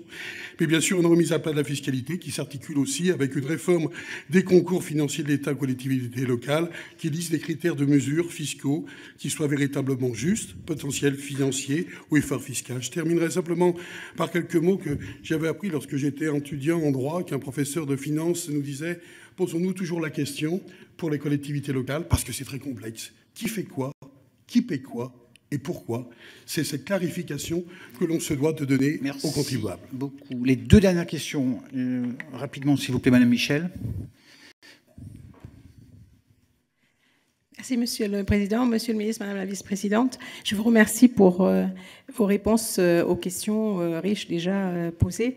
Je voudrais vous saluer, Madame la Présidente, de parler du rôle insuffisant, certes, des femmes dans ce domaine-là, et je suivrai avec la plus grande attention leur retour, si je puis dire, dans ce milieu. Ma question porte sur l'ingénierie territoriale, justement, en lien avec l'action Cœur de Ville qu'a lancé le gouvernement tout récemment, pour comprendre le rôle que l'AMF compte jouer dans ce domaine-là, en accompagnement, si je puis dire, des communes qui pourraient en avoir besoin. Merci. Merci beaucoup, Monsieur Gaillard. Merci, Monsieur le Président. Monsieur le Président de l'AMF, Madame la Vice-Présidente, vous avez salué et insisté sur le lien fort entre l'habitant et le territoire. Vous avez également renforcé cette notion d'importance des villes modestes qui subissent les carcans, les lourdeurs administratives et les difficultés au quotidien par rapport aux orientations nationales. Donc ma question est très simple. Quelle serait pour vous la véritable attitude décentralisatrice de l'État pour que l'on réussisse demain à prendre pleinement en considération ces communes de taille modeste et cette ruralité que nous défendons tous et tous autour de cette table? Merci beaucoup. Monsieur le ministre, Madame la Vice-Présidente, vous avez un quart d'heure. Merci. Je vais essayer d'aller à l'essentiel, puis je laisserai évidemment à Cécile le soin de donner sa position sur les différents sujets abordés. Alors, sur la première question sur la crise de l'engagement, on l'a un peu évoqué. Bon, il y a une récurrence. Il y a une récurrence, franchement, mandat après mandat. Je suis maire depuis 25 ans. Donc la France paléo-anthropologique, chère Jean-René Cazeneuve, c'est-à-dire celle d'avant, j'ai toujours vu en moyenne entre 30 et 40% de gens qui ne renouvellent pas. Voilà. Alors est-ce que c'est plus, est-ce que c'est un peu moins? Peut-être un petit peu plus. Peut-être un petit peu plus, en donner la cause. On fait effectivement, un an avant les municipales, l'AMF produit toujours une étude. On la fera sûrement pour l'année prochaine. Et ce qui sera intéressant, c'est moins le pourcentage que les causes. Voilà. Ensuite, il faut être conscient qu'au dernier renouvellement municipal, il y a eu un fort renouvellement. C'est-à-dire qu'il y a une sociologie aussi des maires dans les villes intermédiaires, où beaucoup, issus de la société civile, que vous incarnez singulièrement En Marche dans la majorité, avaient pris des positions dès 2014 pour consacrer une partie de leur temps. Il est incontestable que ce n'est pas des produits comme celui que vous avez en face de vous qui auront consacré les 2 tiers de leur vie professionnelle à la chose publique. Ils feront 1 mandat, 2 mandats maximum, mais ils n'en feront pas plus. Donc voilà, ce qui serait intéressant, c'est de voir l'analyse précise. Je ne suis pas certain qu'on soit beaucoup plus haut que les pourcentages précédents. Peut-être 1 sur 2, peut-être 1 sur 2. Mais bon, ce sera pas beaucoup plus. Alors, intercommunalité, commune. D'abord, l'AMF, c'est l'Association des maires et des présidents d'intercommunalité. Il ne faut pas l'oublier. On a un service très important qui travaille sur les intercos et on regroupe 80-90% des intercommunalités de France. Donc on est vraiment la structure qui rassemble tout. On ne se vit pas dans une compétition vis-à-vis de qui que ce soit. Si vous voulez, il y a l'AMF qui est cette institution et ensuite chaque association d'élus, et c'est normal, défend la particularité singulière de l'organisation au fond de la structure qu'ils défendent. Donc, en tout cas, nous, jamais on est dans cette posture. J'entends ce que vous me dites, je suis surpris de les voir parce qu'au fond, opposer les élus communaux et intercommunaux, c'est accepter que chacun ne trouve pas de médecin pour gérer sa propre schizophrénie, pour résumer. Parce qu'on est tous élus communaux et intercommunaux. Et on a tous cet attachement lié à l'onction du suffrage universel dans notre responsabilité municipale.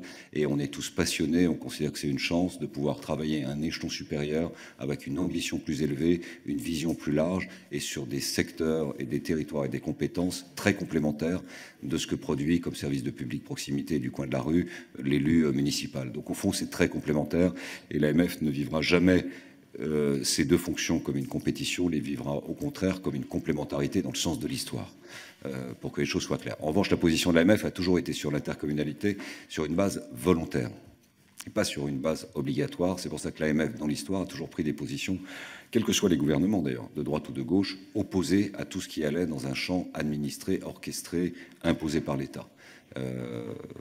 C'est ça, au fond, la position, c'est la base du volontariat. C'est pour ça qu'elle a porté la commune nouvelle. En tout cas, sur l'affaire de l'eau-assainissement, nous avons suivi avec beaucoup d'intérêt, puisque nous avions un représentant de l'AMF cette nuit, évidemment, l'amendement d'appel du président Fesneau, mais chacun connaît le président Fesneau. Il ouvre des débats. Et ensuite, il prend de sages décisions. Et donc, nous avons suivi la qualité de l'ouverture des débats et nous avons observé avec intérêt et bienveillance, pour reprendre un terme désormais consacré et qui lui sera familier, le retrait de cet amendement d'appel. Au fond, pourquoi ? Parce que la très grande majorité des territoires, c'était pas organisé. Et donc, d'ici la fin du municipal, il y a une volonté quand même pour une bonne partie des communes de conserver cela. Et le schéma, l'avancement ne l'avait pas permis. Le président de la République, pardon de le dire, avait pris un engagement 2 jours après le Premier ministre lui-même au 100e congrès des maires de France. Il aurait été étonnant de voir une forme, non pas de contradiction, mais en tout cas d'éloignement par rapport à ce qui va nous emmener jusqu'en 2020. Et puis après, on écrira une nouvelle histoire. En tout cas, nous sommes très reconnaissants de ce qu'a fait l'Assemblée nationale hier, parce que je pense que ça ouvrira bien le jeu pour une bonne partie des communes. Et on va relayer dans nos réseaux ces travaux d'hier soir.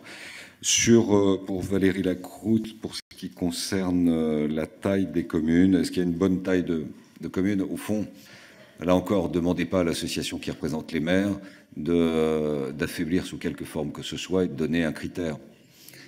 Il y a une élection au suffrage universel, vous avez des gens la plupart du temps bénévoles. Je vous rappelle juste que quand on dit il y a trop de communes, donc ça veut dire on va les supprimer. Donc on va faire des grands bassins. Mais enfin, il y a toujours, je le dis, il y a toujours des routes, il y a toujours des gens qui vont y vivre.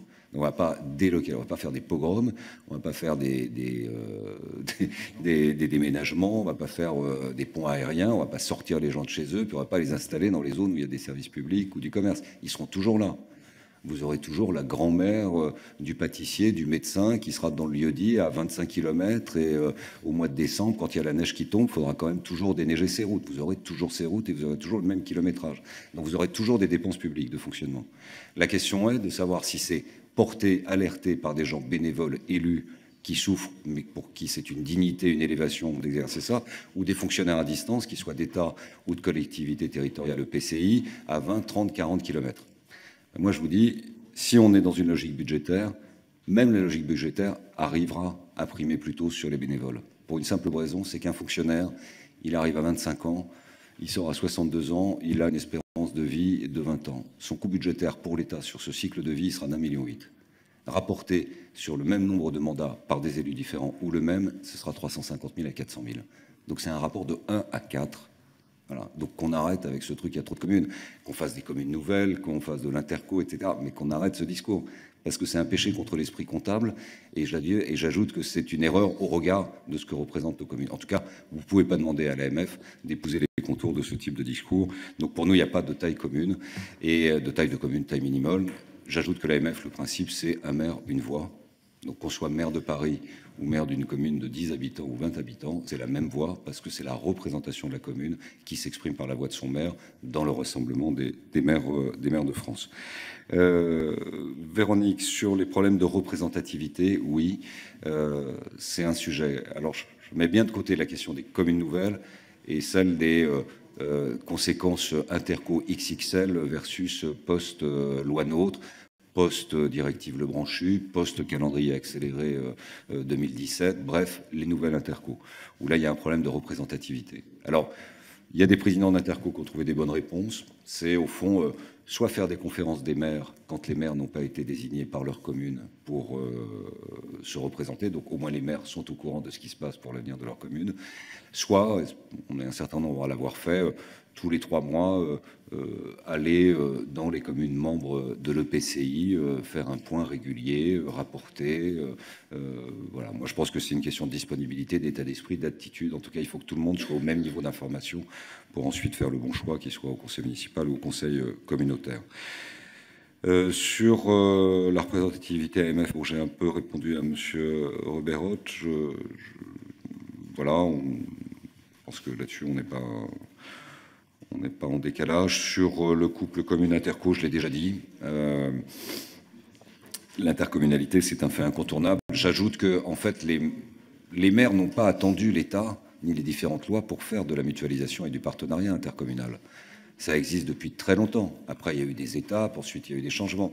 Mais l'interco, c'est pour les élus, c'est un fait qui est acquis, c'est du quotidien. C'est évident que l'intercommunalité est un élément d'avenir. Il n'y a plus un maire aujourd'hui qui imagine son avenir en dehors d'un partenariat intercommunal, en dehors d'une exigence de mutualisation, en dehors d'un meilleur ratio qualité-prix offert à l'usager et au service du service public et aux contribuables. C'est quand même ça le sens de l'histoire. Après qu'on aille plus loin, c'est un peu la question de Marc Fesneau sur la question des communes nouvelles qui devient effectivement en 2020 nouvelle commune.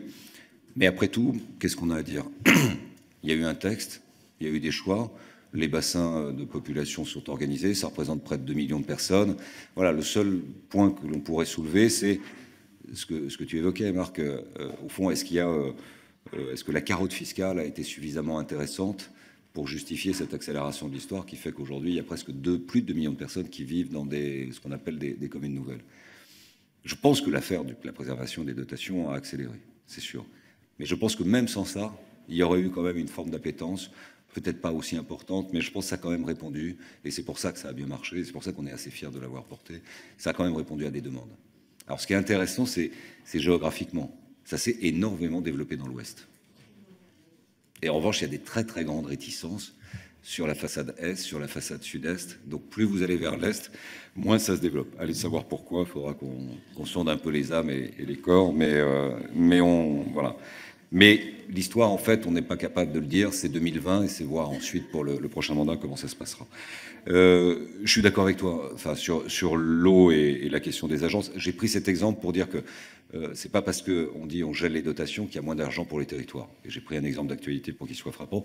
On est tout à fait d'accord. La question des remontées de nappes avec la problématique du mélange avec les réseaux d'assainissement est plus important aujourd'hui que le fait d'inondation qui amène à retirer quelques populations de zones dangereuses. Aujourd'hui, c'est ces remontées de nappes qui, dans la durée, nous posent des problèmes complets de gestion de ces réseaux d'assainissement.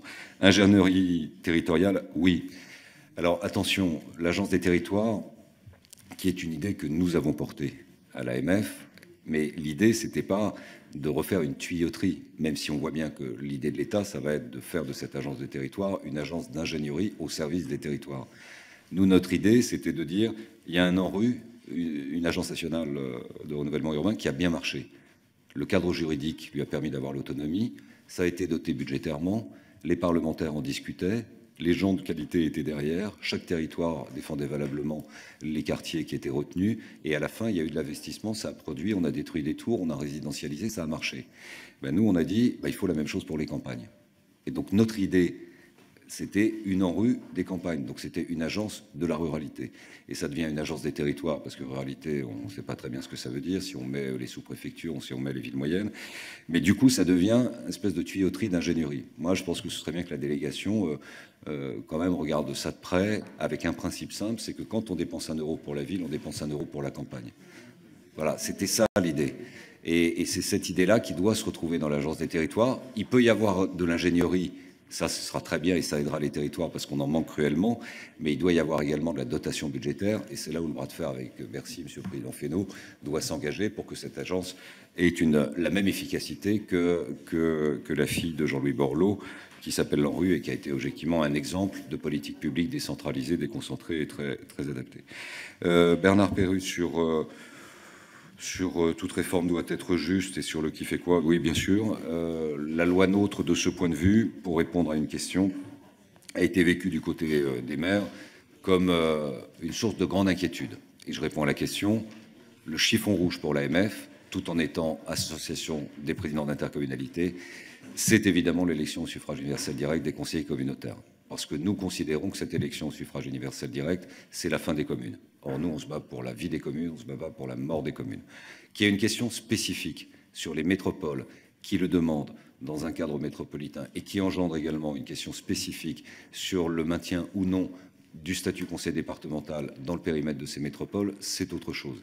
Mais que ce soit généralisé, la vérité, c'est que sur la loi NOTRe, à la fin des fins, on a évité une deuxième lecture avec un accord en CMP, grâce au Sénat, relayé par l'AMF, évidemment, qui a shooté justement cette élection au suffrage universel des conseillers communautaires.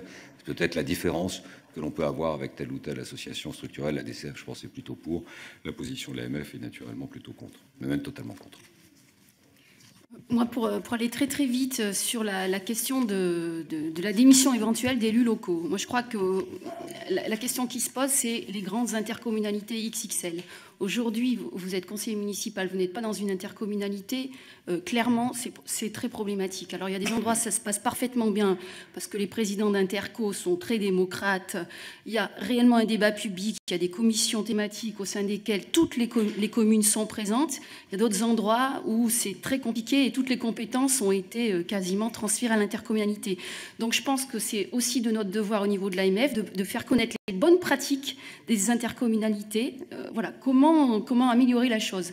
Après, sur la question du statut de l'élu, je pense que, comme tu disais, François, autant il y a des élus qui ont été élus pendant 30, 40 ans, je pense que la nouvelle génération ne voudra pas l'être pendant autant de temps.